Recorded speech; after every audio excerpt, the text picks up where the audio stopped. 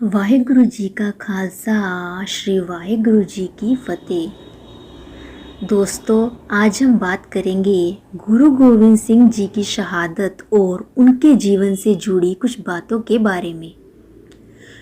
गुरु गोविंद सिंह जी का जन्म 22 दिसंबर 1666 को पटना साहिब बिहार में हुआ था। उनके बचपन का नाम गोविंद राय था।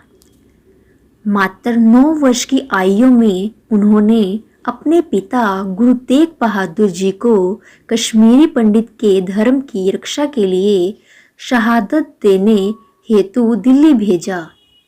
पिता की शहादत के बाद 1675 में वे सिखों के 10वें गुरु बने। वे न केवल योद्धा थे बल्कि संस्कृत, फारसी, पंजाबी और अरबी सहित कई भाषाओं के विद्वान और कवि भी थे। 1699 में बैसाखी के दिन आनंदपुर साहिब में उन्होंने खालसा पंथ की स्थापना की।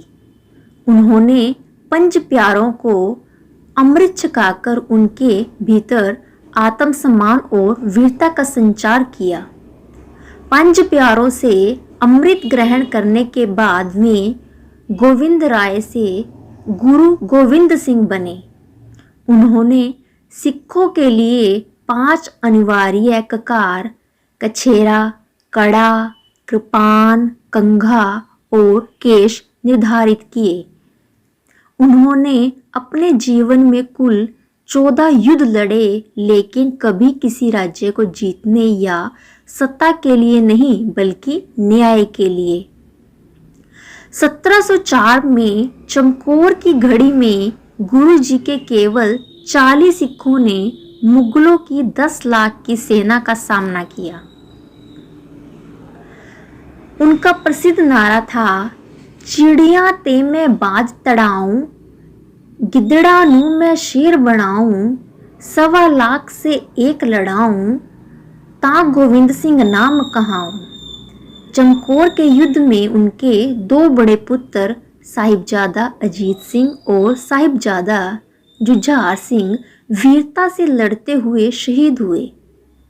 1704 में सरहंद के नवाब वजीर खान ने उनके 2 छोटे पुत्रों साहिबजादा जोरावर सिंह और साहिबजादा फतेह सिंह को जिंदा दीवार में चुनवा दिया। छोटे साहिबजादों के बलिदान की याद में हर साल 26 दिसंबर को वीर बाल दिवस मनाया जाता है। अपने पोतों की शहादत की खबर सुनकर माता गुजरी जी ने भी ठंडा बुर्ज में अपने प्राण त्याग दिए। परिवार के बलिदान के बाद उन्होंने कहा था, 4 मुए तो क्या हुआ, 4 मुए तो क्या हुआ, जीवत कहीं हजार। यानी उनके लिए हर सिख उनका पुत्र था। उन्होंने औरंगजेब को फारसी में एक पत्र लिखा जिसे जफरनामा, विजय की चिट्ठी भी कहा जाता है, जिसमें उन्होंने औरंगजेब के अत्याचारों को आईना दिखाया। उनकी रचनाओं का संग्रह 10वीं ग्रंथ में संकलित है। उनके दरबार में 52 कवियों और विद्वानों का निवास था। मुगलों से संघर्ष के बाद वे दक्षिण भारत के नांदेड़, महाराष्ट्र में चले गए। नांदेड़ में वजीर खान द्वारा भेजे गए 2 पठान हमलावरों ने धोखे से गुरु जी पर चाकू से हमला किया। उन्होंने मानव रूप में गुरु परंपरा को समाप्त कर गुरु ग्रंथ साहिब को शाश्वत गुरु घोषित किया।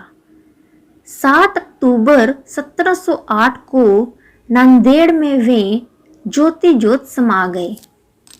जिस स्थान पर वे ज्योति ज्योत समाए, आज वहां तख्त श्री हजूर साहिब सुशोभित है। उन्होंने सिखाया कि मानस की जात सबे एके पहचान बो, संपूर्ण मानवता एक ही है।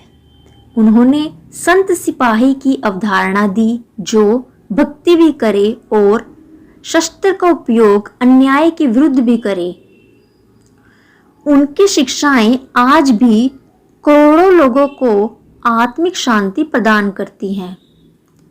नांदेड़ में ही उनकी मुलाकात माधव दास से हुई, जिन्हें उन्होंने बंदा सिंह बहादुर नाम दिया।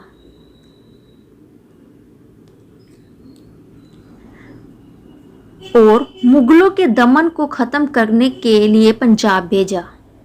उन्होंने सिखाया कि मृत्यु से